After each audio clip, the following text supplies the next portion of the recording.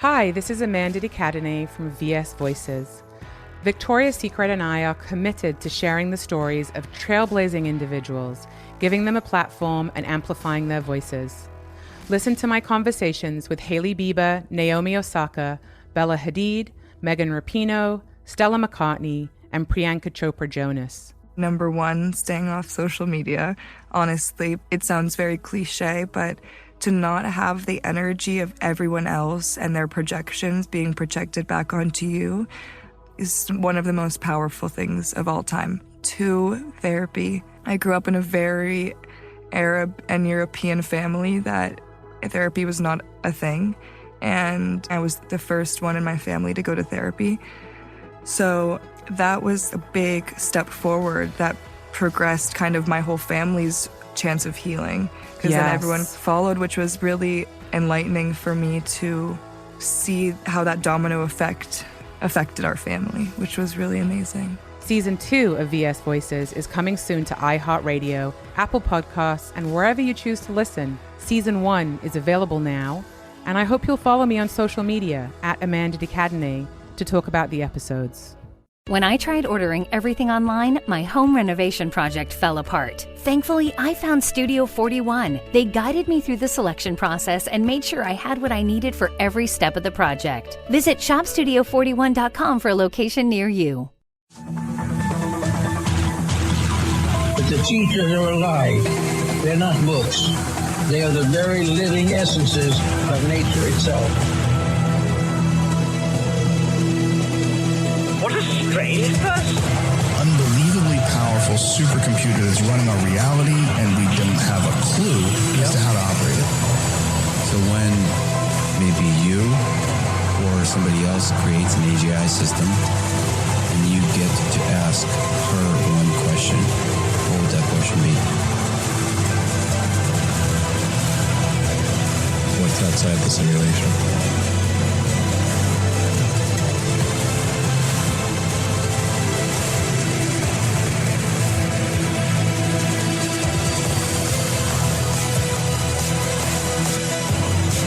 Say in your mind, say to yourself, I am more than my physical body, because I am more than physical matter. I can perceive that which is greater than the physical world.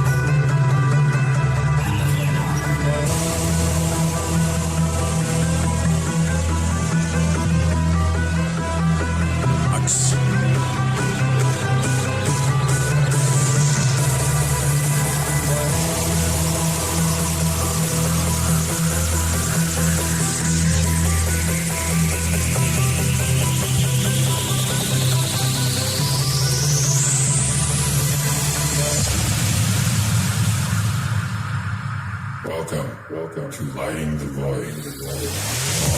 Broadcasting live from Daytona Beach, Florida. This is Lighting the Void, and I'm your host, Joe Rupe, and we are live on Fringe.fm, KTLK Digital Broadcasting. It is May the 10th, 2022, on into the 11th, and we are live.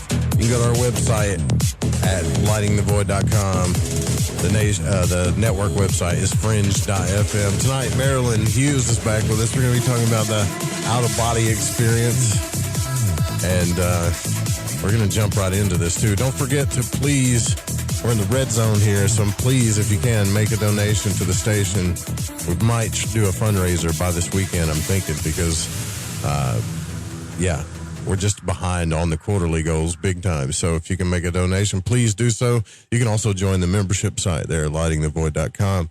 And last night, before the show started, my board just completely fried. So I am, luckily I'm pretty savvy at technology. Or let's just say I'm pretty savvy at recovery. So I'm using all digital stuff, so it may sound a little different. But it's been a minute since Marilyn Hughes has been here with us, and we love talking about the out-of-body experience here on the show. And just so you know, Marilyn Hughes has been on a ton of radio shows. She founded the Out-of-Body Travel Foundation in 2003, which mission is to reduce spiritual hunger worldwide. And she's experienced, researched, written, and taught about the out-of-body travel and mysticism since 1987, and has appeared all over the radio and television programs to discuss her thousands of out-of-body experience. And she studied the ancient sacred texts of all major and minor world religions, as well as Catholic, mystical, aesthetical, biblical, doctrinal, dogmatic, systematic. There's just a moral theology. She's also studied individual schools of theology to include Franciscan, Carmelite, Ignatian, Dominican, and Benedictine. She's also has trained in remote viewing, and there's a ton of stuff you can check out at the website too, the outofbodytravel.org. You can listen to all the radio shows. There's tons of courses there, documentaries, and now I believe she's working on line 2 and 3 of A Greater Reality, and just is doing magnificent work when it comes to the out-of-body travel stuff, man. And this is why we love having Marilyn on the show. Marilyn, I could go on and on about what you've accomplished, and I'm so glad to have you back. Thank you for coming back on the show.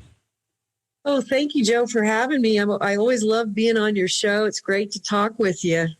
It's good to talk with you, too. I lived pretty close to you when I was out in Arizona, so now I'm all the way out here on the east, so yeah. Yeah, we're a little further apart now. Yeah. So how has the world of out-of-body travel how's it been going? Do you think it's getting more popular, more people getting out of body? It seems like it's almost mainstream now, doesn't it? It has gotten a lot more mainstream, and definitely what I'm seeing is a lot more people are learning how to practice, and they are experiencing this and taking the out-of-body experience deeper, learning more about its purpose, and it's exciting because they're discovering and finding that the out-of-body experience is so much more than just a simple paranormal phenomenon. It really is a key to discovering our spiritual purpose here on Earth, and a real acceleration of our spiritual evolution and path here. And so I'm definitely seeing this become not just mainstream, but really seeing a deepening in the way people practice it. And that's exciting. It's really an exciting change that we're seeing. Yeah, it is exciting, actually, because I when I was talking about it, I thought I was a weirdo, right? Until I started meeting all the cool people, Now, here's something I haven't asked you about before that you've been on the show. Now, Alex Zakaris is a good friend of mine, and you did an experiment with him called the out-of-body experiment. What was that about? Oh, yeah, we did that years ago. He did... he gave me a blind experiment where he sent me some articles that belonged to a deceased person, and I was given no information about who it came from or anything about it. And then I went into the out-of-body state and shared what I received about it. It's on the website, and people can listen to the whole thing and read the article that Alex wrote about it. And it was pretty, it was a pretty interesting experiment in that the case itself was a little unusual. And I really touched into the unusualness of it. And, it turned out to be a young woman who had died in a fairly unusual way. And, we touched into her and a lot of things that were important to the family who had been left behind, and some unusual things that were going on in her life that led to her death, some unusual things about her death. Wow. All part of the out-of-body experiment that Alex kind of put together back then. That's really cool. I was just thinking, I just noticed that. And you know, being an author of over 104 books and over 40 magazines, and you got 18 CDs on out-of-body travel, and you got all kinds of courses and stuff on this, I still run into this little tibia with astral travel and the out-of-body experience. And I think we've talked about this before. Where with my experience, and I don't do it frequently is at all, but I've had a few experiences. With my experience, I actually peeled myself out of body and watched myself sleep. When I talk to people about it, most of the time people will relate it to lucid dreaming or, something of that nature. But the experience that I had wasn't anything like a dream unless I was just super aware, right? And I've always tried to figure out, is it just a different state of consciousness into dreaming, or is it just, was I really in a different energetic body, so to speak? Because everything was just as real as the real world. The only difference was I could fly around and do stuff, Well, in the out-of-body experiences, when we actually have those, it's even more conscious, than the physical world in a sense, and a lot of people do think that it is the same thing as lucid dreaming, and it really isn't. It is a very, very conscious experience. It's much more intense. But there is a similarity, and this is where there is a similarity, is that there are different gradations of consciousness, and we have different levels of consciousness that we experience in the sleep state. And so lucid dreaming, you'll hear about people who have different levels of consciousness or memory in lucid dreaming and other types of dream states. People can also have very powerful spiritual dreams where they're being instructed. They're having very powerful spiritual instruction. And these can be remnants of out-of-body experiences. They may not be full-blown conscious out-of-body experiences. They're not experiencing the vibrational state. They're not fully conscious, right, but they're very important nevertheless because of that instruction that's occurring. And so it's important not to ignore those things. But yes, there is a delineation between what the different types of experiences are. I often try to tell people, if you have an out-of-body experience, you're not going to have any question about the fact that you've had one. Right. They're that blatant. You know what I mean? There's no question. You don't have to, say, no, what's that one or was that not one? So there is a great big difference between lucid dreaming and out-of-body experiences. However, in lucid dreaming, you can have less conscious aspects of astral travel or out-of-body experiences because people do have completely, people go completely subconscious in their sleep time, and people do have these experiences that they completely don't remember when they're sleeping. And part of the experience of becoming conscious of this aspect of our spiritual life is becoming conscious of something that's already occurring that we don't remember. So it is something that's already within us that we have to bring to consciousness. So it does come forward in stages and steps, but a real full-blown, fully conscious experience is very different than these little vestiges and, these lucid dreaming or these other aspects of the dream time, which are very, very different and completely different in terms of when you have a fully conscious out-of-body experience, the power of it is so significantly different. Yeah. I think you know what I'm saying, right? Oh, yeah. I mean, well, I try to tell everybody, and I've talked about it so many times that I feel like I'm going crazy. But the reason why I talk about it so many times is because everybody that I talk about it with, they, like you say, they relate it to something else that I try to say, no, I'm telling you, like I was laying on the couch, I was doing the exercises, I had the vibration state, I stayed relaxed, and then I just slowly peeled myself up, and I could have swore that it didn't work. I was like, oh, it didn't work again, you know? And I turned around, and I was sleeping. So there was no transition from one reality to the next that I was aware of. It was just more real, I guess. I don't know how to explain it. Yes, and there's and you'll probably find that there can even be even more powerful aspects of it as you go from that to even the next phase. And this is, I think, one of the things that sometimes happen is people want to say, well, this is that and this is that, but it's not.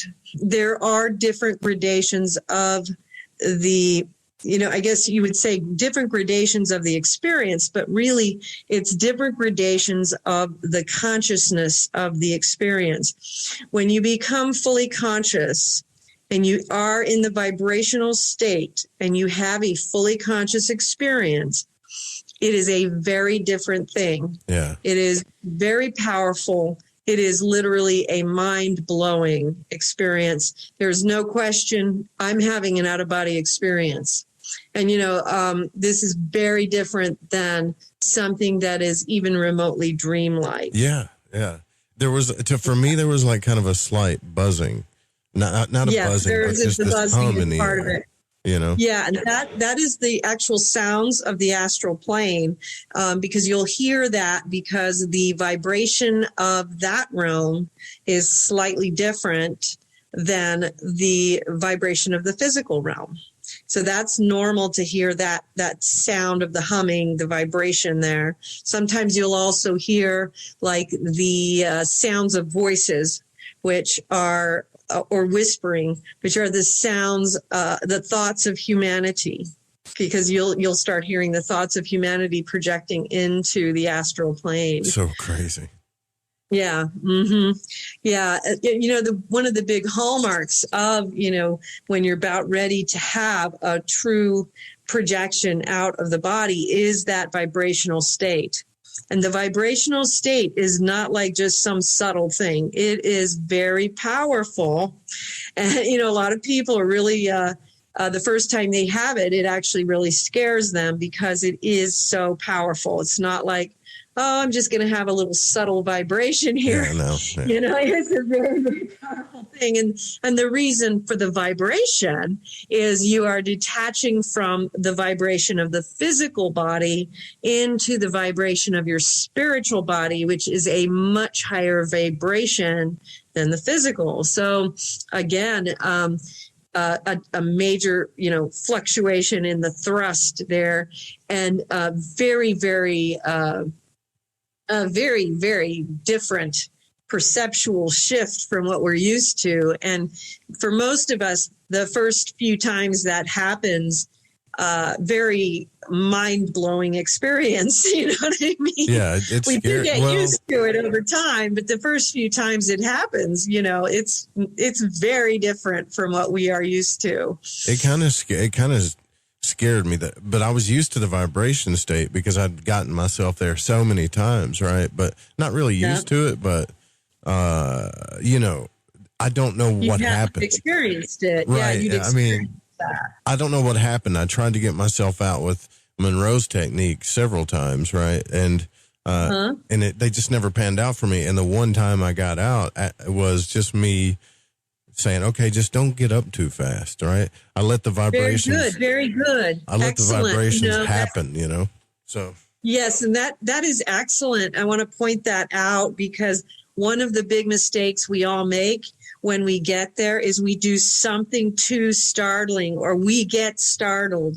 And so when you said don't do it too fast, that was excellent, because you want to be careful to do things gradually, slowly, so you don't startle yourself out of that state of consciousness that brought about the vibrational state. So that was exactly what needed to happen at that moment, so that you were able to move slowly enough so as not to actually, snap yourself back into the physical, the physical body. So you did the exact right thing by doing that. So now I know this is a big rabbit hole here, but I'm going to try to nail this down with one question here. What are we missing out on? Like, what is the point? Like, is this something that we as humans are developing into, or is this a state of something that we're kind of not supposed to do, but we've figured out how to do it? No, this is really, ironically, I call it the key to our spiritual acceleration. And this is why, because what you experience there is just the beginning.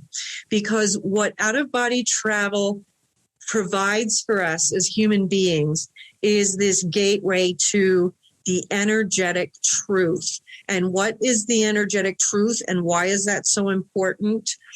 The energetic truth is the ability for us as human beings to touch into the absolute reality of who we are, what we need to see, why we incarnated this time around, and what we came here to do. Now, every single one of us is incarnate here in this type of realm, which is a mortal realm being the type of realm wherein we are here to undergo purification of the good and evil within us, the darkness and the light. And what happens when we enter into out-of-body travel is that we now become able to energetically enter into the actual energetic current of what is the truth about our own soul. And the reason this is so important is we begin to become capable of traveling into past lifetimes. We begin to become capable of being taught by teachers, guardian angels. We begin to enter into a ton of initiations into the mysteries, rites of passage. And then what happens is we are instructed into our own error.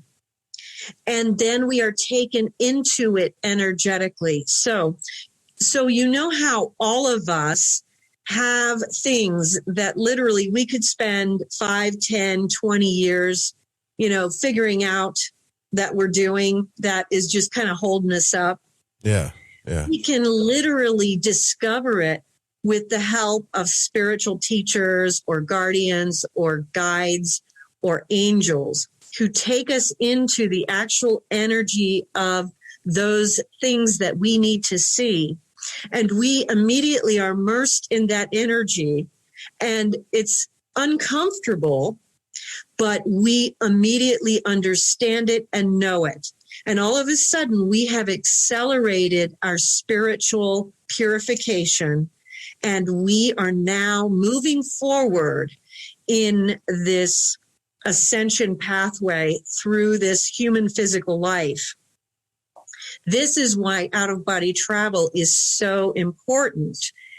It is so, it really provides this powerful tool for all of us to actually uncover the very nature of why we are here and what it is that we need to accomplish to fulfill the spiritual purpose of our being here, and to stop this endless cycle of, lifetimes, and this endless cycle of kind of doing the same things over and over and over again, and actually coming to completion. You mentioned in the beginning how I studied the ancient sacred texts, and there was no mistake in that. I was literally instructed to do that.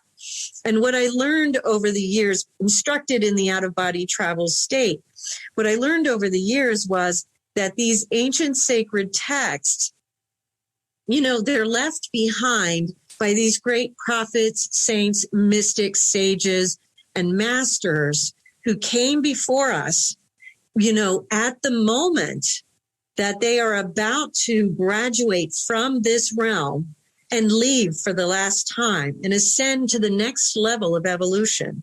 And so they've left behind these golden words that contain within them the keys that we need to hear to help us to figure out what it is that we need to do the same. And so, I have a series of documentary films that people can also watch through our YouTube channel. For instance, The Grand Phases of the Soul, which goes into the three grand phases: purification, discrimination, and discipline, the phases of.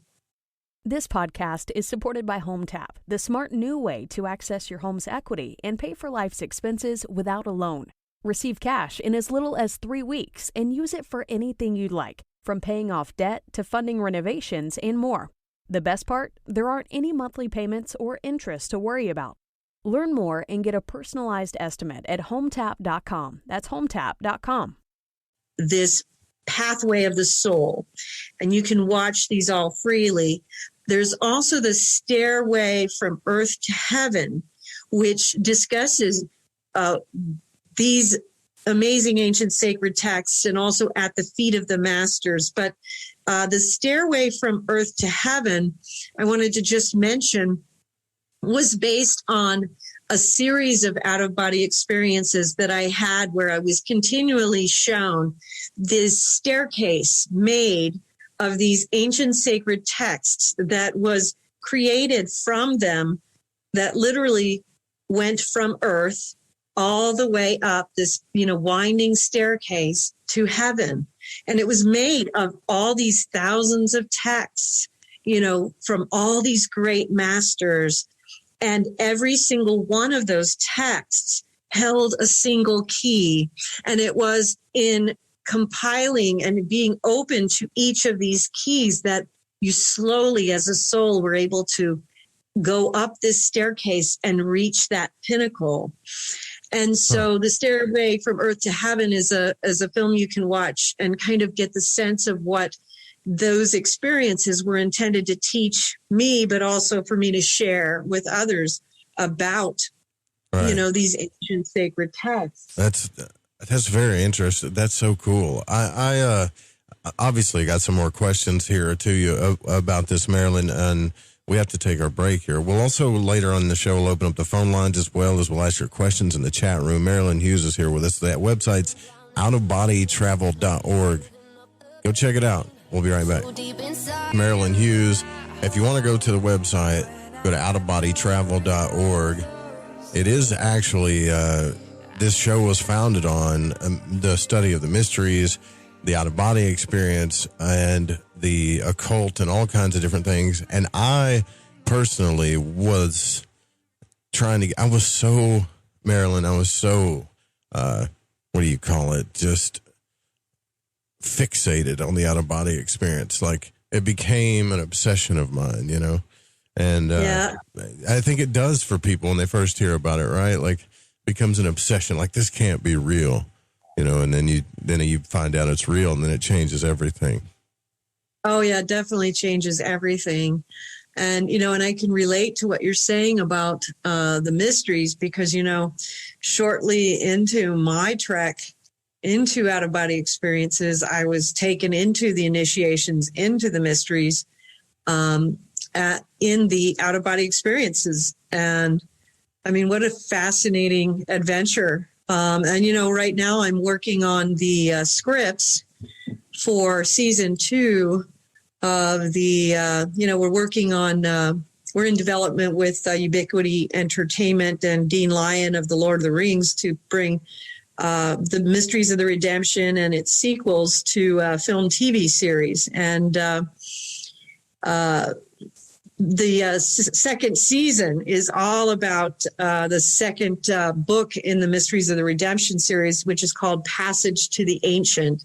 And it is all about the initiations into the mystery. So I'm writing these screenplays about the mysteries. And cool. So I hear you. I mean, I'm reliving all these things and then trying to write them for screen. And it's a challenge, but it's also it's very exciting to do it because it's so important, Well, I mean, even there's lots of people that wrote about this, but I specifically remember reading Manly P. Hall's book on. Now, this was more Western mysteries, but he wrote a book about what the ancient wisdom expects from his disciples, and inside that manuscript, he specifically said that all of the temples and everything that we do and all this stuff that we call the mystery schools here on Earth is just like a mock kind of training ground for the real mysteries that happen in the inner realms, Yes. Which is pretty Yes, intense. I would definitely agree with that. Yeah, and I think, I don't know if you're referring to The Secret Teachings of All Ages or one of the other books that he wrote. But The Secret Teachings of All Ages is that, magnum opus of Manly P. Hall and really just an amazing work, that he put together of all the mysteries. Well, what you're saying is sounds to me like what he said. It was a short manuscript, a very small book called What the Ancient Wisdom Expects from His Disciples. And okay, that is a different one for sure. Okay. Yeah, and he talks about that in there. He said, lots of people talk about initiation, but only you and you alone will know for sure if you've been initiated. In other words, and then he mentioned several times in there that it happens in the inner realms, but they were being kind of secretive about it. I didn't really talk about it as openly as we do nowadays. Absolutely. And even in my experiences, there were certain things that I was told to keep more under wraps and certain things that were okay to share, and, you go into the mysteries where you're going to travel into all of the holy places of, every world religion, every sacred tribal place in the world.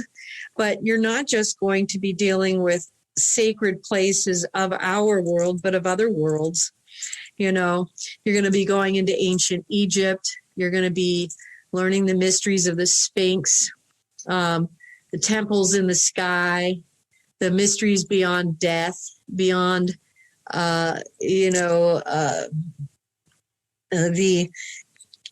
mysteries of Christianity, the mysteries of the Egyptian gods, the Greek mysteries, all the mythologies of the ancient worlds, and how all these things come together. And, ironically as well, there's a great deal in the mysteries that has to do with, the Native American understandings, tribal understandings that go back, all the way to Stone Age religion, because all of these things come together in one cohesive whole, because the history of the world, the history of humanity is the whole history of spirituality. And there is a oneness to all of it. It would be very hard to even really bring it together in any understandable way in a simple.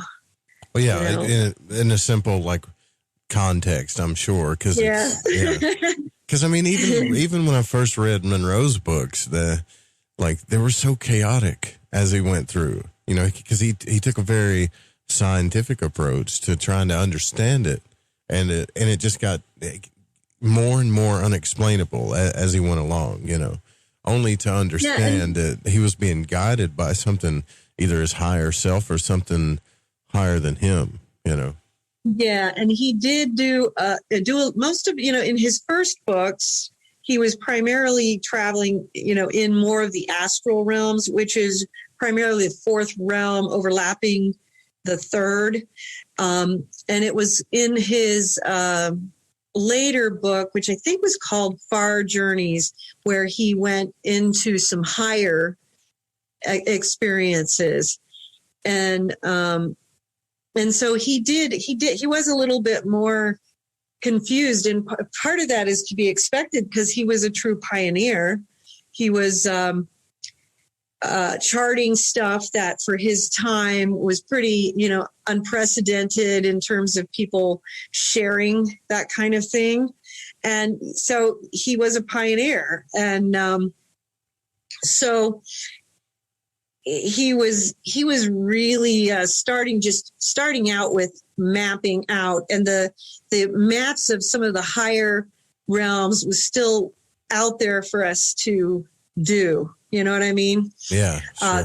Some of the higher spheres and the mystery spheres and some of the greater stuff. And, of course there's been, we've had in the ancient sacred texts and even in the, what Marilyn P. Hall did and many of the Theosophy schools and Rosicrucians as well. There's been other mystics. I mean, there was a Rosicrucian mystic, Pensaccia, who was in the 60s and 70s, so we've had others who may not have been as well known who traveled into some of these higher realms and were going through initiations into the mysteries for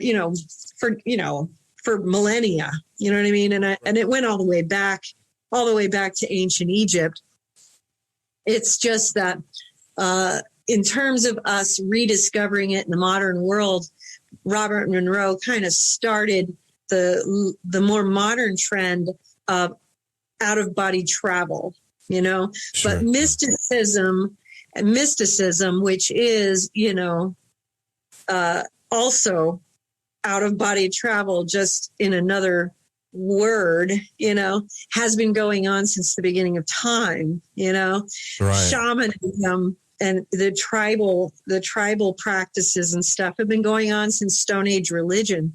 So none of this is new. It's just that, and this is part of the reason the ancient sacred texts contain so much very valuable information for us, because we realize this is nothing new and that there is so much gold in here that, because there have been so many travelers throughout, the last thousands of years in all traditions around the world, that we can glean so much wisdom from. It's something that has been going on, Do you think that it's possible? I'm curious about this because everybody asks this question. They say, well, if you leave the body, could you die, right? Could you not come back? And most people that talk about astral travel, they say, no, of course you can come back. It's totally safe and whatever, right? Well, yeah, if you made it back, you're going to be able to tell that story. But, we do have people that pass away from natural causes or pass away in their sleep, so to speak. So I'm not trying to scare anybody. I just, you've got a lot of experience in this. So I thought maybe we could kind of get down to the nitty gritty when it comes to that. Like, can you leave your body and get stuck, so to speak, and not be able to come back? What I would say to that is that there are things that, can happen to people, but I don't think there are things that would happen because of the out-of-body experience.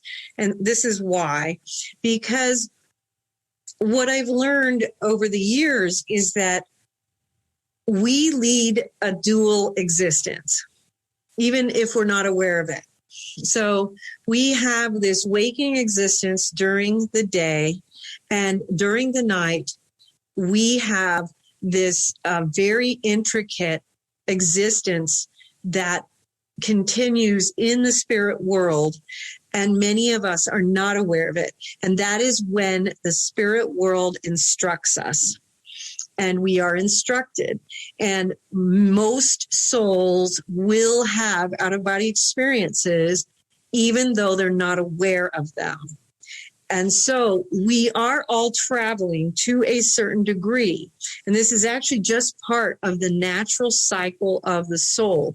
And so the reason I would say this, in terms of the safety of it, is because this is the way things just naturally are.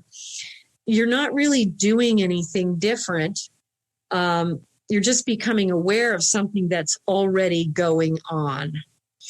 Now, what the things that can go wrong, the things that can become disturbing, the things that can become difficult are things that involve spiritual warfare, the things that involve demonic experiences. And these things can happen also regardless of whether you're aware of them or not, and so, because there are people who become affected by these things, whether they're aware of how that came to be or not. I don't know if that makes sense. Does that make sense? I mean, I've had a couple of experiences like that, actually. I've had shadow figures push me back in my body that I couldn't even, it happened so fast, it freaked me out. I've had false awakenings that I kind of got trapped in this world where I was trying to get out of body, and then it turned into a false awakening, and then there was something just hovering over my face, staring at me that was kind of weird looking, creepy looking, I've had some weird stuff happen. You definitely have spiritual dangers that exist in the spiritual worlds, just like we have dangers that exist in the physical worlds. And so there are things that we need to learn. And, my books go into a lot of detail about those things. And I have a whole series of books called the Mystic Knowledge series that goes into specific subjects. So like, for instance, spiritual warfare, angels and demons is one book. There's another book, Ghosts and Lost Souls. There's another one on heaven, hell, and purgatory. And these will go into real specific stuff so that you can learn about these mechanisms and how they operate and get a lot of information about that. But even just following the series of books, starting with the Mysteries of the Redemption, you're going to really learn about these worlds and all the pitfalls as well as all the great things. And you learn a lot about how to protect yourself and the things to look out for. It's the way that you kind of have to look at this is that you're not protected by simply avoiding it. Now, some people, it is really necessary to close off to such experiences. People who have had possessions in the past, or people who have had really serious problems with any type of, demonic obsessions, or just really, serious problems with that sort of thing, or psychosis or schizophrenias or things like that. Those are the kinds of people who really just want to shut the door to things like this. It's just too volatile for them. Yeah. And you want to know what your vulnerabilities are.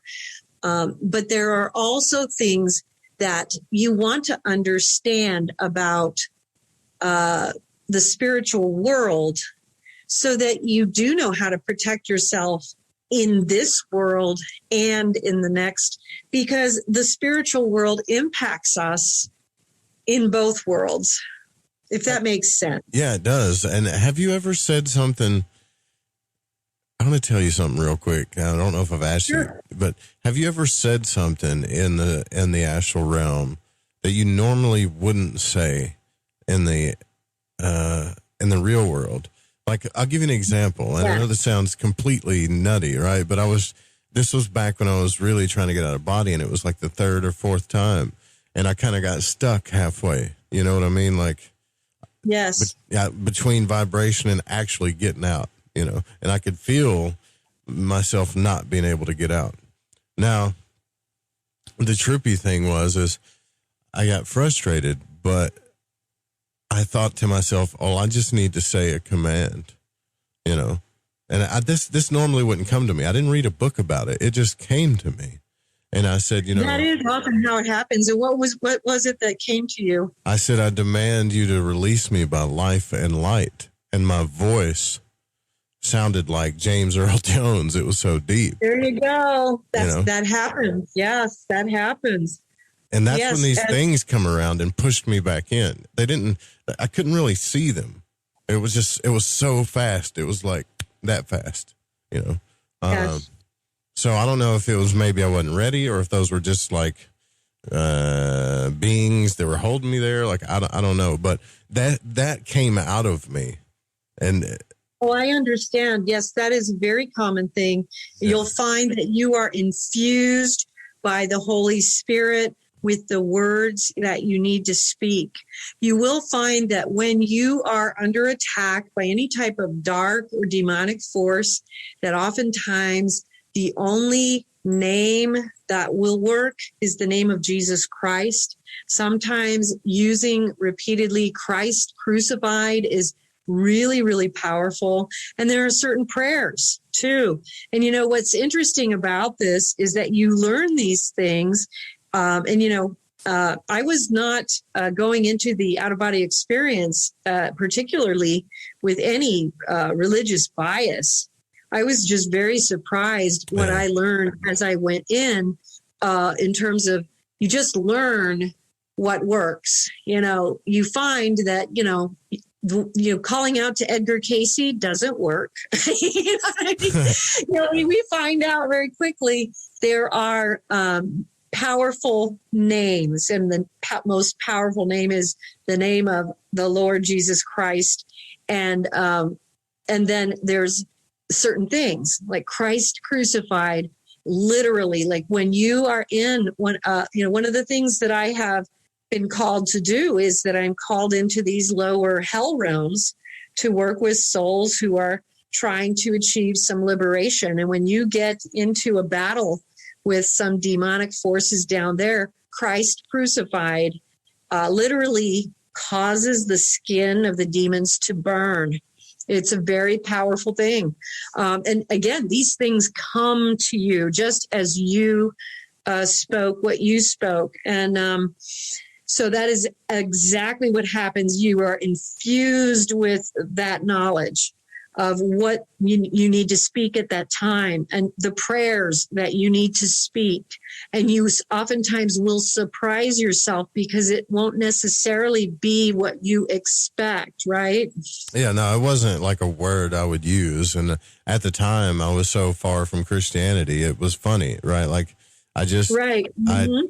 It just felt like something I needed. I don't know how to explain it. It was just like assert yourself. That's kind of what I felt like. Assert yourself. Yeah. And then I said that and it came out of me. What happens is that power also, like you said, the power, that voice sounded like James Earl Jones. You feel that energy, that power that comes up, and you are then emanating.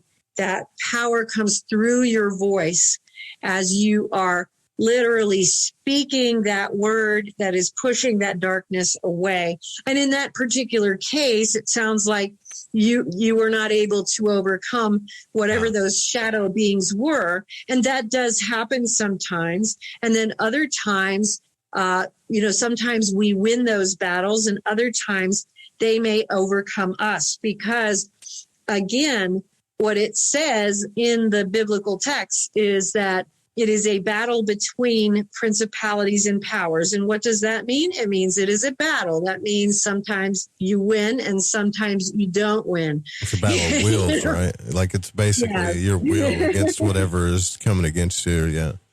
Yeah, it means that it's not a sure thing. You know what I mean? So, but so it didn't feel like a threat though. Well, you like you mentioned, those were shadow beings, and what shadow beings usually are would be more of the wandering spirits on the astral realm. But don't be deceived by the fact that that's what you came across, because there are very dangerous beings as well out there. There are worse out there, very seriously worse out there. You have the most beautiful, emanating, lighted, golden angels of beauty and creatures of just such eminence and wonder and delight. And you also have lower beings of darkness, and you have beings of pure evil. And when you travel into the lower spheres, you have demons, and they are dangerous. BetMGM is pitching baseball fans a chance to swing for the fences. Register using code CACTUS200 and win $200 in free bets when you place a $10 moneyline wager on any Major League Baseball game and either team hits a home run, regardless of your bet's outcome. Enjoy baseball like never before with BetMGM's daily promotions at your fingertips all season long. Download the app or go to BetMGM.com and use code CACTUS200 to win $200 when you bet $10 on an MLB game and either team hits a home run. Sign up today and find out why nothing beats a win at the King of Sportsbooks. Major League Baseball trademarks used with permission. Visit BetMGM.com for terms and conditions. 21 years of age or older to wager. Arizona only. New customer offer. All promotions are subject to qualification and eligibility requirements. Rewards issued as non-withdrawable free bets or site credit. Free bets expire 7 days from issuance. Please gamble responsibly. Gambling problem? Call 1-800-NEXT-STEP. There's never been a better time to find out why BetMGM is the king of sportsbooks. Download the BetMGM app and place a $10 moneyline wager on any NBA playoff game. If either team hits a three-pointer in the game, you'll win $200 in free bets, regardless of your wager's outcome. Just use code CACTUS200 when you make your first bet. Sign up now and discover BetMGM's daily promotions, boosted odds specials, and more. Download the app or go to BetMGM.com and use code CACTUS200 to win $200 if either team hits a 3 in any NBA playoff game. Visit BetMGM.com for terms and conditions. 21 years of age or older to wager. Arizona only. New customer offer. All promotions are subject to qualification and eligibility requirements. Rewards issued as non-withdrawable free bets or site credit. Free bets expire 7 days from issuance. Please gamble responsibly. Gambling problem? Call 1-800-NEXT-STEP. Very dangerous. Really? And I write about that in my books, so you can learn about all of that, both aspects of it and the in-betweens, because we, in our world, we are in the middle worlds. We're the borderlands, where we're in the realms where we are a bit of both. We are all a combination of both good and evil, both darkness and light. That's why we are here in the realms of purification. And so we're not in the pure realms of light or in the pure realms of darkness. We're here in the borderlands. And our purpose here is to purify ourselves so we can go higher into those realms of light and life that are just so beautiful and so exquisite and wonderful, and these places of the unconditional love of God that we do experience in these out-of-body experiences. But we have to undergo these purifications, and that happens through these initiations into the mysteries and these rites of passage, where we do undergo identifying these aspects of ourselves that are not compatible with that ever-expanding light that we need to become in order to enter into those higher spheres. And that's why we are here, and that's why we need to undergo that process. Interesting. Wow. That is really, really intense. And it does ring true for me too. Look, we're at the top of the hour. we'll get into some questions too. Sure. In the chat room. Also, we'll try to open up the phone, see if anybody wants to call in and ask a question as well. We'll be right back with Marilyn Hughes. You guys stay with us.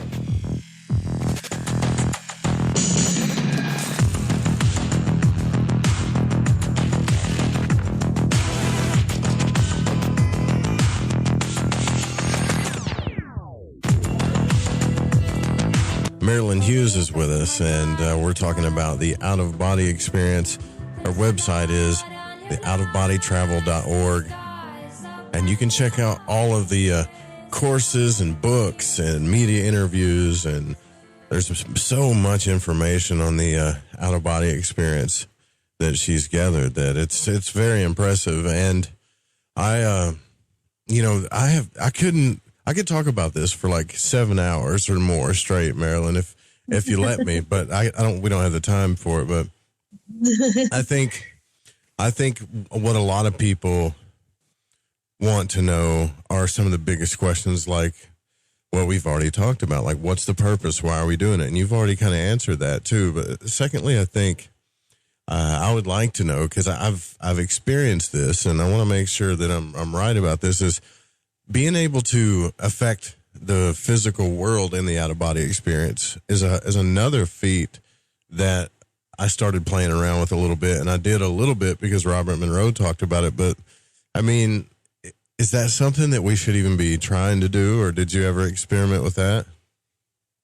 Ironically, that was something that I was, taken through during the initiations into the mysteries, where you have to go through some learning to impact physical reality. And ironically, in the third book in the Mysteries of the Redemption series, Medicine Woman Within a Dream, it focuses on the alteration of reality, which is about how we actually move into the alteration realms, the management realm, which is where thoughts, actions, deeds, words, etc., are forming reality, and where things are, coming together, and we can go in there and alter things before they hit the ground when it's called for.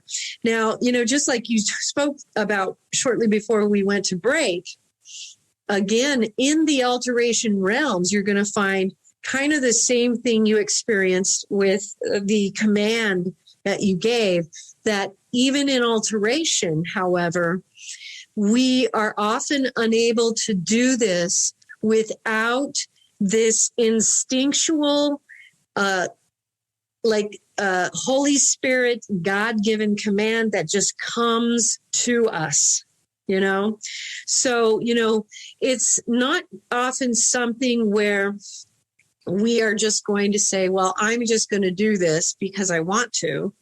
And one of the things that we're taught very early on is the importance of working and flowing with the will of God, not with our own will, which is extremely important. And in the out-of-body experience, you find this to be the case, that as you are working in the out-of-body travel states, and in this in particular as well, you're going to be taken into situations that need alteration, and you're not going to be choosing them yourself. You'll be taken to them. And, so it's not going to be things you might expect. It'll be other souls that are in trouble, who need assistance. And oftentimes, you would never be able to, guess who that might be. It may not be anyone you know. It would be, completely random situations that you're called into. Yeah, and that's pretty intense. I know Monroe talked about that too. Yeah, that's pretty cool. But I was meaning more in like not just so much a spiritual sense, but more just like, so I'll give you an example. Like one time I was messing around and I told my son who was playing video games, I said, look, I'm going to go in the living room. I'm going to do this out of body stuff. And then I'm going to try to come back in there and like tap on the desk see if you can hear me. And I did it, and he said, he moved, and like when I tapped on the desk, he moved his head real quick, like something was on the desk, but he wasn't sure that he did it. He says he remembers it, but I remember specifically when I did it, he kind of like looked over, and I did this because I remember Robert Monroe talking about pinching people in the physical realm, and also in Dos Glosses, or Dr. Stylianos' Teslas's book. He said he would mess with people because they didn't believe him that he could get out of body and stuff. And he started moving things. Now, if this is true, then this might explain a lot of our paranormal activity too, is what I'm saying. That we think are just ghosts all the time, which could just be ghosts travelers. Will do that. Ghosts will do that. But what I would say to that is now, like for instance, when I was instructed to do that, I was actually instructed to put handprints on the moon as part of one of my initiations into the mysteries. And so it was kind of just a random thing that I needed to do because I needed to learn to manipulate some physical matter. But doing it just to do it is kind of unnecessary and kind of pointless. Yes, ghosts will do it. And that's because ghosts will do things that are random and pointless. What we want to think about when we're practicing out-of-body travel is doing things that have purpose and that are going to be serving God, the whole cosmic unity that we're getting ourselves drawn into. And so we want to be careful, and we always want to be thinking in terms of how what we are doing, whether it's purposeful or whether it's just playing around with, like a paranormal gift. And so we can do that, but it is kind of like wasting your time, kind of, so to speak, I guess. It's not really going to serve any greater purpose. We don't have to prove anything. You can do that if you think it's going to, but it's really not going to be purposeful. And let me just take that a little further. I think that we can get really caught up in, I want people to know, I want to prove it to them that I'm having these experiences, but really doing that doesn't really serve much of a greater purpose. The greater purpose in the out-of-body experience really is the soul evolution. And so that energy that goes into the out-of-body experience is better served by really focusing on really pulling that energy towards that teaching purpose, that evolutionary purpose of, pulling it all towards that educational, moving, accelerative goal that out-of-body travel actually seeks. Yeah. I think that it can be really easy to get lost. And I guess let me give you. Well, it's fun, right? Like, it's fun to do because there's a lot of people that are doing it now, and they're just having fun with it. But I hear what you're saying. I want to give you a contrast, because this is the contrast I want people to think about. So, okay, it's a little bit fun to go from this room to the next room and poke somebody on the shoulder. But what's more fun, doing that or leaving your body, entering a galactic gateway in your door, soaring upwards, going through a star tunnel, going into the heavens, meeting with some extraterrestrials, finding yourself in the Andromedan galaxy. Yeah, I get what you're saying. Learning about, you see, so it's like we're missing the real gold. And for something that is mildly entertaining, and there is something that is literally profoundly majestic and truly purposeful. And so it's really, it's like you can take a cruise to the Bahamas or you can go to the lake. Right. I'd rather go to the Bahamas. But I get what you're saying. And when I started studying Kabbalistic magic and ceremonial magic, which is pretty Christian based, let's be honest. But the Israel Regardie wrote books about that. And he in his book he had magicians that would learn all about the tarot, the elements, and all this stuff. They would go through that process, but once you realize it was just an initiation ground for the astral realm, and you're like, wait, what? And then he wrote a book in his book Tree of Life, and he said to not waste time in the astral realm. It's not a playground to waste your time. It's a place of spiritual work, Yes, very well said. And in fact, just the other day, I was reminded of something I was told years ago, which is we only have so much time, don't waste it. And that, this is about our short lives here. We are here for a very short period of time. And so we want to remember that, our time here is short. We're here to accomplish certain things of a spiritual nature while we're here. None of us knows exactly how long we have. And so we want to put that focus in the right place, Yeah. And I don't know if you encountered, of course you've encountered a lot more than I have, but most of us, Marilyn, are just trying to get, honestly, this, like most of us are just trying to get out of body. Right. We're just trying to figure that thing out, like get out of body. And then what?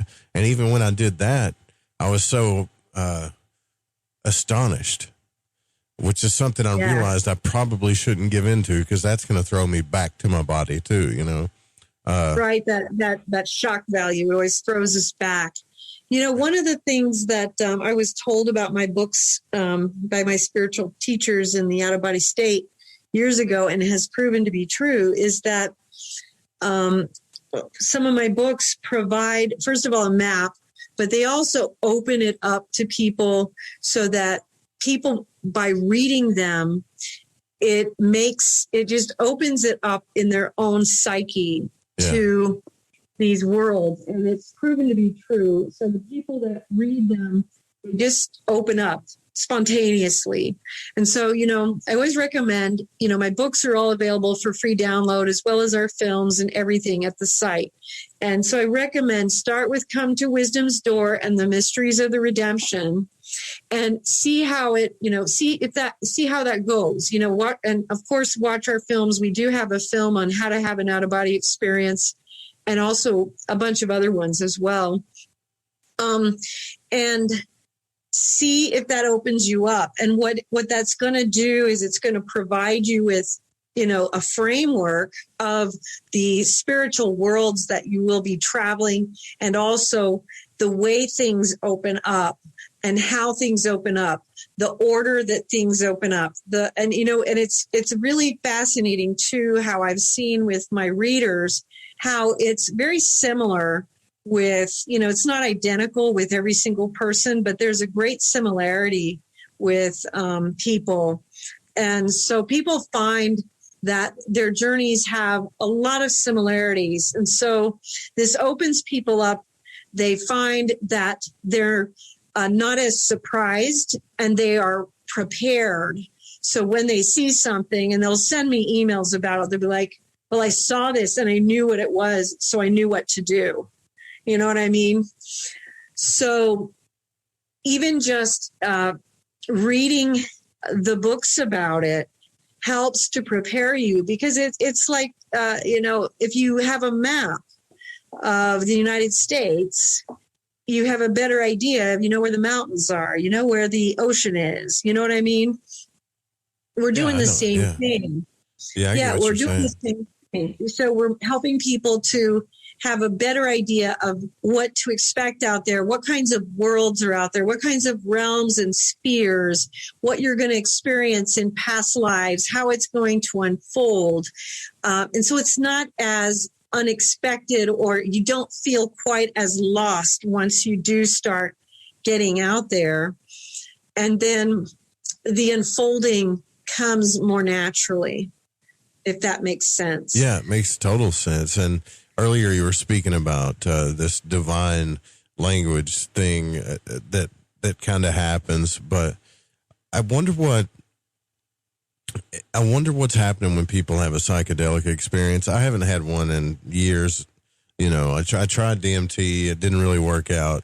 Joe Rogan got everybody interested in it. But anyways, I found you could get there without it. But, you know, Terrence McKenna really got heavy into the psychedelic experience and had a lot of what he talks about.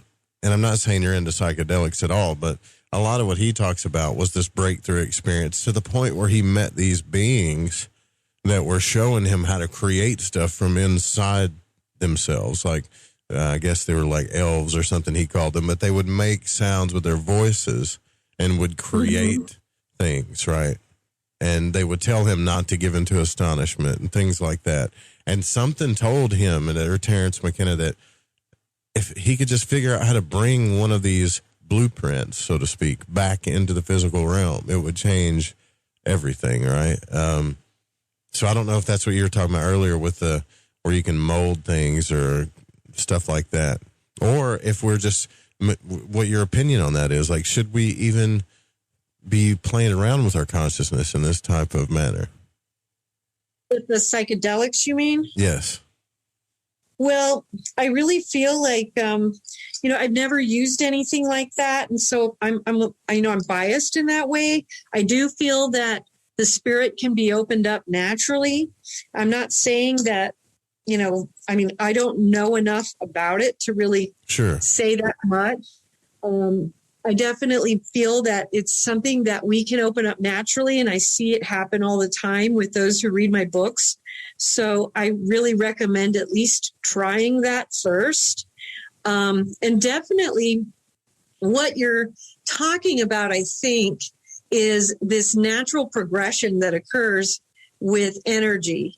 What happens in the mystical state and in these out-of-body experiences is that we are experiencing vibration, and then we go through vibrational raisings, and we go through these frequential shifts.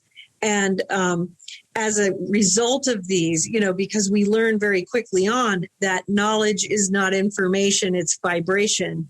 And every time that we go into higher and higher vibrations, we become more and more compatible to higher spheres and higher realms and higher wisdom and higher understanding and higher knowledge.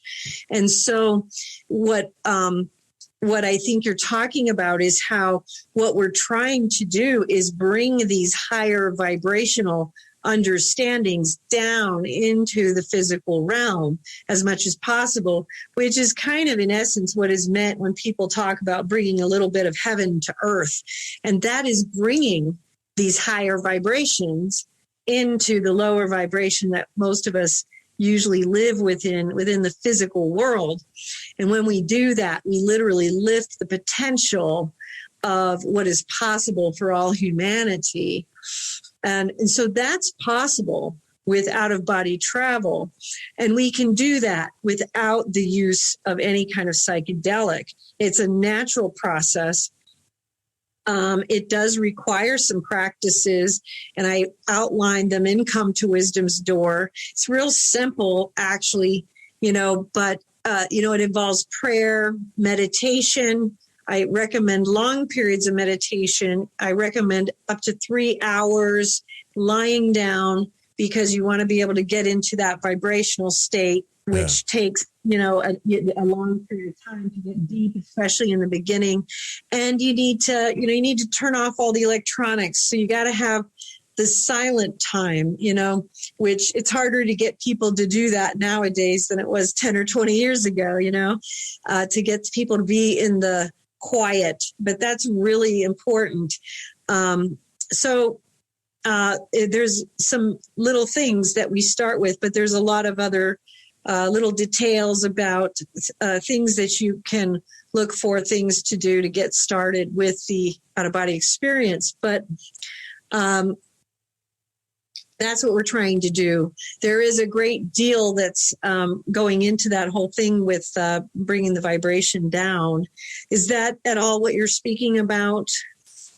Yeah, well, yes, in a way. And, but also I'm thinking about, like I bring up the Kabbalah a lot because it's structured and it's kind of rigid, but they have a formative world where things get formed from the idea to the blueprint, to what's called Malkuth, down to earth, right? And people think that like magic rituals are this kind of magic is specifically using geometry and symbols that represent things from the higher realms and also protecting yourself.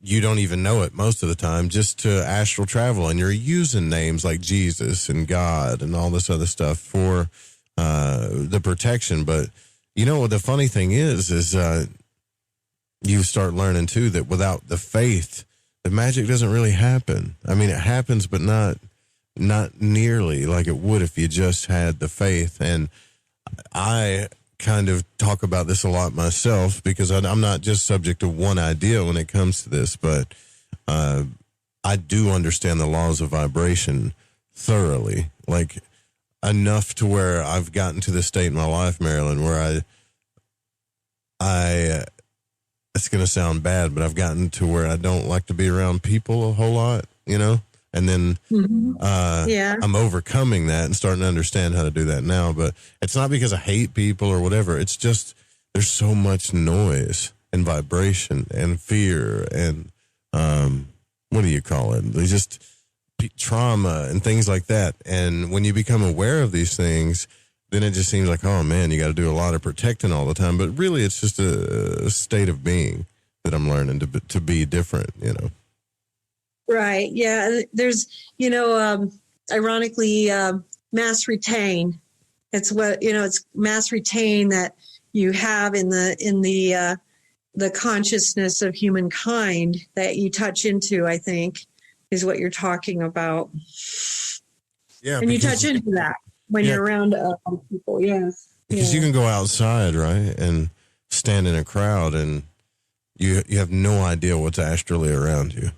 But there's so much there, Yes. Yes, absolutely. Yes. Absolutely. But you don't it doesn't seem to worry you, right? So you must have developed over time this vibration of, love and light and protection and things like that where do you do daily protective things? I used to do more of that. I do protective things, but I do think that over time you do, there is a process that over time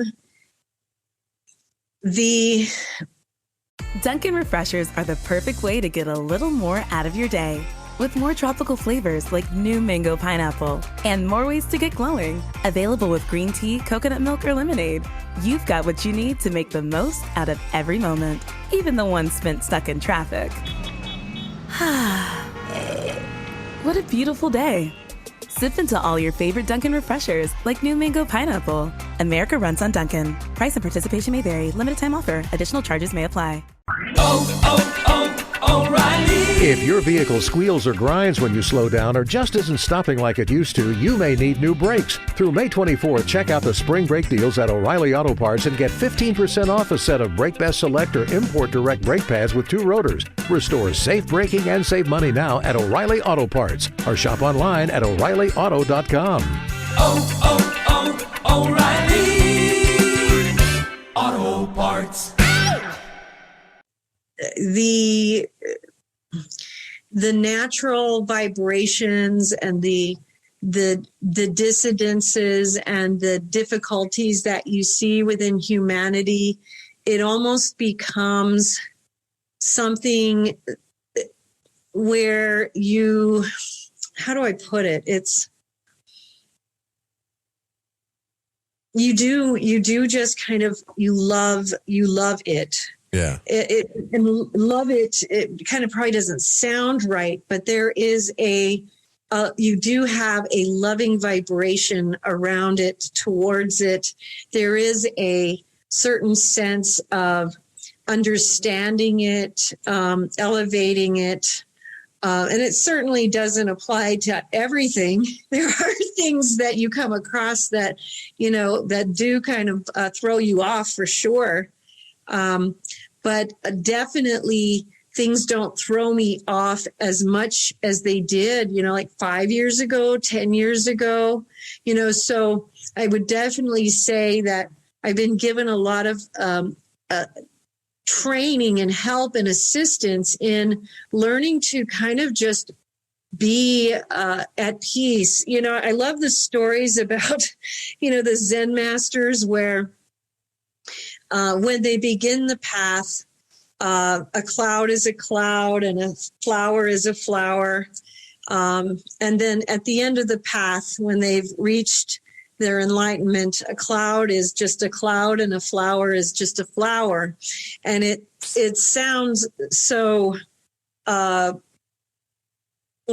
meaningless, I think, to most people, but there was a point where that became very meaningful to me, in the sense that there is a point where all of a sudden all creation becomes so much more meaningful, beautiful. You see it through different eyes. Even, you see the beauty, the flaws differently. And some of that too is probably getting older. As you get older, some of that's the wisdom of age, the patience that comes with age, I think, possibly, Yeah. Well, I'm starting to get there. I'm just at first I was like understanding the laws of vibration. You don't like the Hermetic principles, polarity, vibration, gender, all that stuff. And you don't really think about it. You're like, oh, that's cool. Yeah, the world kind of works like that. Okay. Yeah. But then when you really get into it, you start really seeing it. And even especially if you like astral travel or try to, and then you're like, okay, so people do affect other people in a certain sense, or when you walk into a room, if there's a lot of negativity or fear going on, it affects you, or you have to protect yourself a little more or learn how to deal with it more. And we're not just all invincible to this stuff. You know what I mean? Exactly. We're not. We're absolutely not. You're absolutely right about that. Yes. And it does affect us. And it certainly affects me as well. I think, though, that there is a way where we can become more imperturbable about it. Whereas, okay, so something negative occurs to me, but I'm more able to bounce off of it. It's still negative. It still happened, but I'm able to walk away and not be as affected as I might have been maybe 10 years ago, maybe 15 years ago when I was younger. It's more like, okay, that was really a bad experience, but okay. And it's easier to forgive, let go, and move forward, and, and also be, hopeful and be more of a vessel of hopeful reconciliation, that sort of thing, for things like that. Better than the hermit, right, is what you're saying. Better than the hermit energy like I'm talking about, where you just hide from everybody once you realize all this is happening.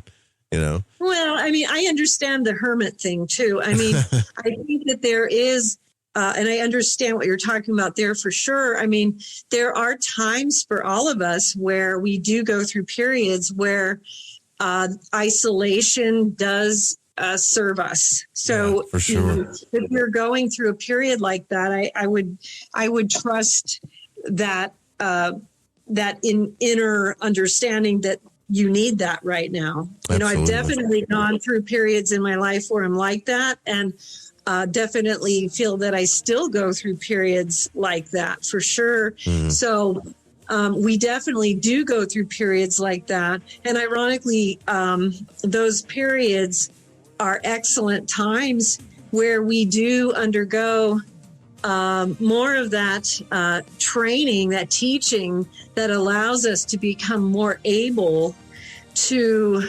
understand and learn and become more able to deal with that stuff, you know? Yeah, exactly. I hear you. We'll be right back to Marilyn Hughes is here. This is our last break of the night. We'll take your phone calls. We're talking about the out-of-body experience and outofbodytravel.org. Pretty interesting stuff. We'll be right back. Stay with us. 588-0335. If you want to call in, the phone lines are open. If you want to speak to Marilyn Hughes, ask her a question here in the last segment of the show. You can also put your questions in the Discord chat. If you go to fringe.fm, click on Discord. If you want to put your questions in there, we will take phone callers first. People always call in the beginning, and then when I open the phone lines up, they've given up, right? But it's 1-800-588-0335. If you don't get through, you'll hear a voicemail. Just keep calling. Marilyn Hughes is here with us. Outofbodytravel.org is the website that you can go to, and make sure you check it out too. It's mobile friendly as well. I've been going on there all night, and I think Marilyn is doing good work. And thanks again for coming on the show, Marilyn. Seriously, like, it's been a minute since I've talked to you, so thank you. You're welcome. Thank you so much for having me again. I always love being on your show. It's nice talking to you because you've had the experiences, and it definitely adds to the conversation. You know what I mean? Yeah, and it's my favorite subject. Yeah, 807 area code. You're on the air. Who are we speaking with? Hey, what's up? Hey. It's Elmar. What's up, Elmar? It's Elmar from Thunder Bay. Hey, you. Thanks for messaging me this morning, Marilyn. Oh, you're welcome. I had to let you know we were going to be on tonight. So what? Oh, boy. It's been, I caught you on Coast to Coast. I think it was last Sunday or the Sunday before. Yeah, it was about a week ago, yeah. Yeah. And Joe, hello. What's up, brother? Oh, not much. I just wanted to phone in, say hello, and maybe share just one experience that I had way back in 1996. Floating, I was in a meditation group with, 20 women. I had just learned how to meditate. And the person leading the group was guiding us on a cloud, like a cloud kind of shaped like a recliner, right? And I ended up on an island. It was incredible. It was like I thought I'd lost my mind. It was so profound. And I saw a group of people in a circle. And the moment I saw them, I was in the middle of them. And they were all people. Some were alive in this dimension, and some had passed over. I'd say maybe 20 people. And my question to Marilyn is, I could recognize half this group. These were all people that had loved me. I could just see the love in their eyes, and I know I broke down while I was out of body. I'm assuming I was in heaven. I don't know where I was. Did some of the people beautiful... live with you on Earth, or were these people that you? Yeah. Like there was kids there. There was my mom had passed over. But there was people that were alive in this dimension. This is the weird part. But they were all people that loved me. But half the group was just a humanoid figure. But I felt like I was just looking at the people I recognized, but behind me, they were all holding hands. And my question to Marilyn was, who are these other people? Like they were outlined, kind of just grayed out. Did they feel alien familiar to you? Sorry? Did they feel familiar to you, or? It all felt like unconditional love.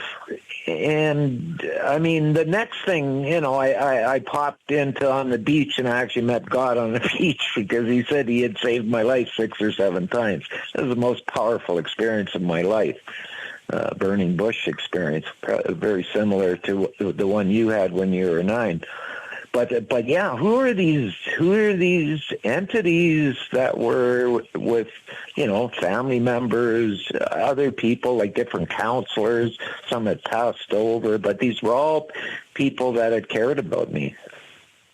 Well, it sounds like it sounds like you knew the ones from this lifetime.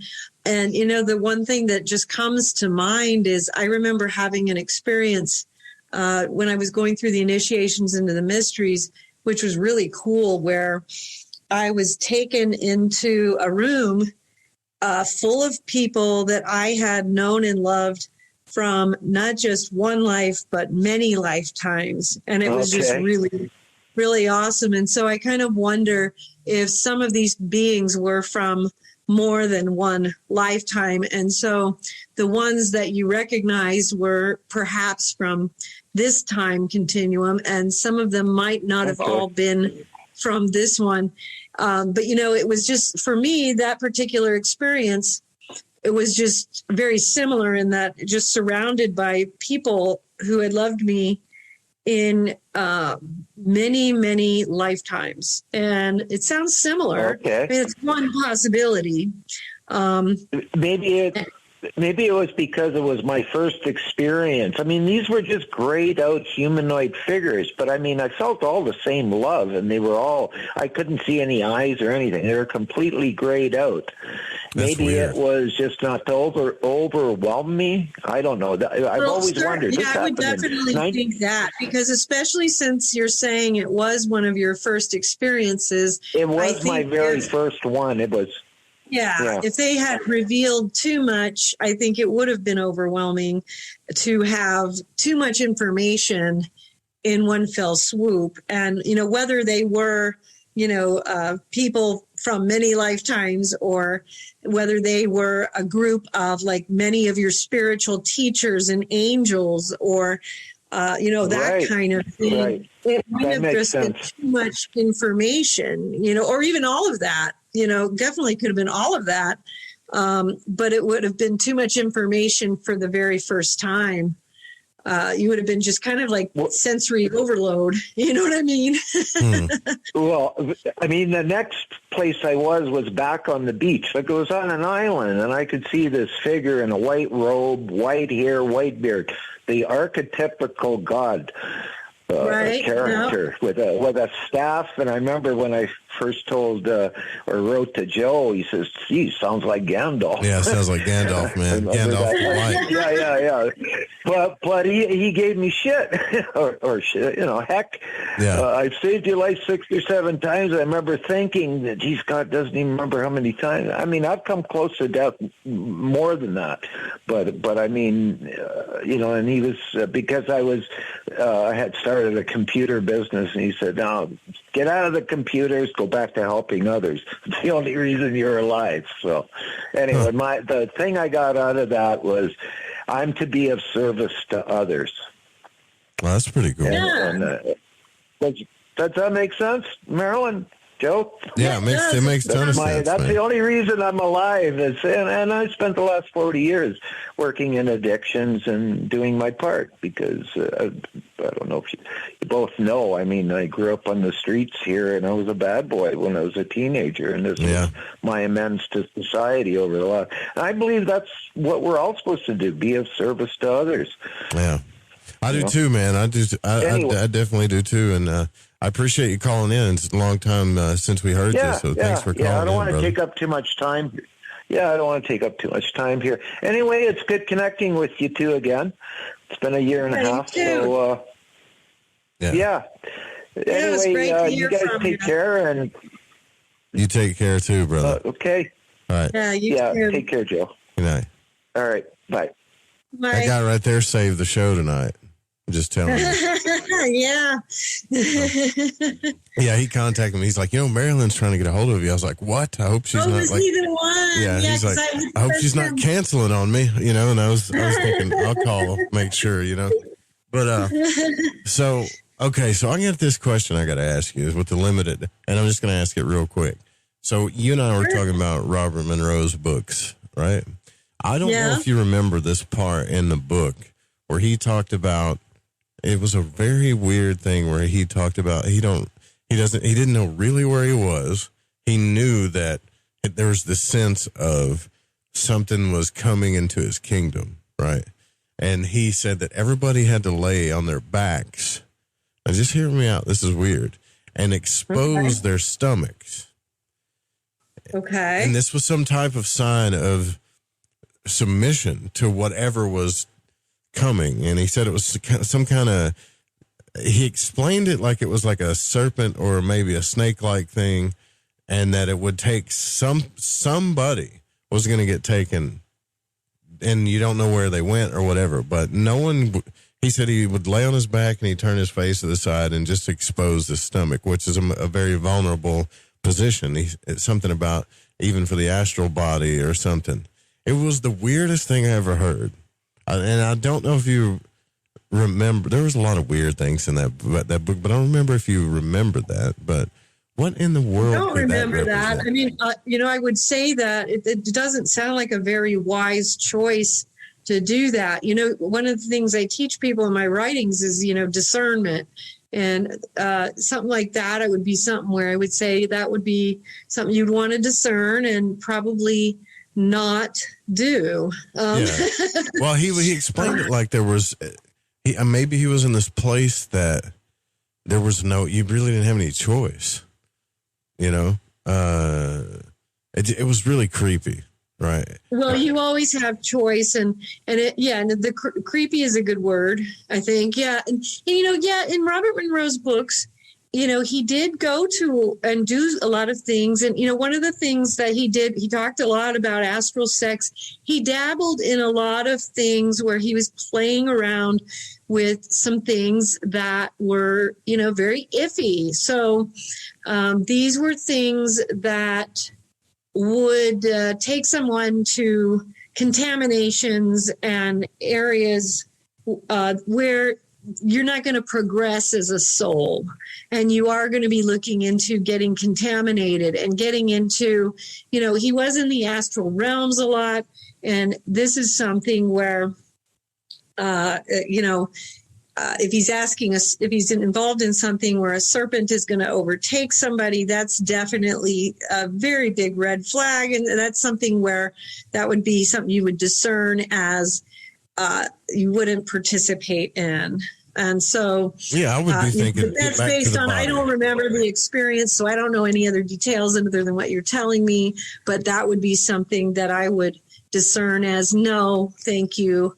I wouldn't do that. And, one of the things I would also point out, just so people know, is that in the spiritual spheres, the angels and the higher spiritual teachers, the guardians of God, are very much appreciate and respect when we discern. So even if we make a decision of discernment and it turns out that we have said no to something and maybe we were incorrect, and it was something that came from God, they will applaud the fact that we discerned, that we were careful, that we were cautious rather than just barreling into something, and that we wanted to be careful in that way versus just, throwing ourselves into something without doing some due diligence. Right.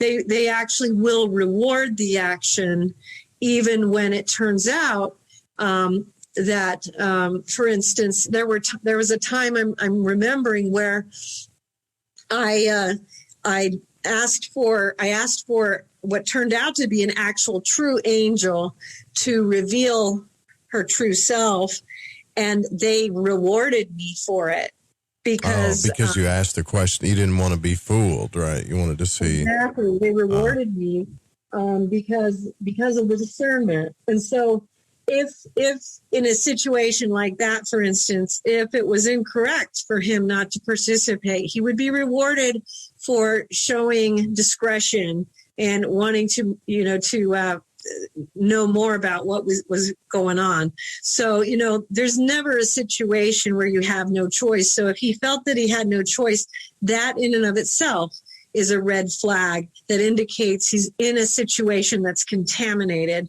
It's he's on the astral plane. Let me just explain a little bit about the astral plane.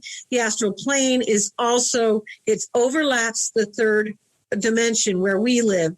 This is a realm where good and evil, are intermingled. So is the astral plane. So the astral plane is filled with all of these elements. It's filled with lost souls, wandering spirits, and tricksters, and lots of mischief and contamination. And so the astral plane is not a place where you're going to run into, a lot of higher spiritual teachings or angels and things of a higher spiritual nature. You're going to run into a lot of trouble there more than anything else. If you want to go see the higher things, you're going to go to higher realms, above that. And so what that would be trouble, I think. Yeah. Well, I just thought, there was some. I've read those books I don't know how many times, and there's some really weird stuff in there, But anyways, we only got a couple of minutes here, so I want to talk about your stuff before we get out of here, because I know I've repeated the website, outofbodytravel.org, but is there anything, you've got so much work out there, is there anything specific you would like people to check out right now? Yeah. I just wrote a couple of chapters for A Greater Reality, which is volume 2 and 3 of this work that's being put out by this group of academics, a group of 50 or more academics with the Dr. Edgar Mitchell Foundation for Research into Extraordinary Experiences and the Consciousness and Contact Research Institute. And these are the people that put out the big research study, Beyond UFOs, the Sciences of Consciousness and Contact with Non-Human Intelligence. And that was the volume 1. That was the big study on, experiences with extraterrestrial contact. The first study of its kind. And, volume 2, 3, and 4 are the continuation of this work. And in volume 2, I wrote an article, a chapter called Out of Body Travel, Astral Travel, and Remote Viewing, Definitions, Similarities, Differences, Spiritual Potential, and Related Hierarchies. In volume 3, I wrote the progression of out-of-body experiences. And you can go to the website and read those chapters now. Those books will be coming out here anytime now. They were expected May 1st and June 1st. So they'll be coming out anytime, but you can read the chapters at outofbodytravel.org right now. So I'd love if you want to check those out. Well, Marilyn, we do got to get out of here. This is really cool. I was looking forward to May the 10th for when you emailed me. So I finally came here, finally got to talk to you. So thank you for coming on the broadcast tonight. Thank you so much for having me. We got to have you on more than once a year. So maybe we can have you back in 2022 again sometime. That'd be great. I would love it. Just let me know. I'd love it. Yeah, fantastic. You guys really go check out the website. There's so much information there, outofbodytravel.org. We got to get out of here, but the Fringe Late Night is still going deeper into the late night with Ryan Gable. You guys have a good night. And, of course, sweet dreams.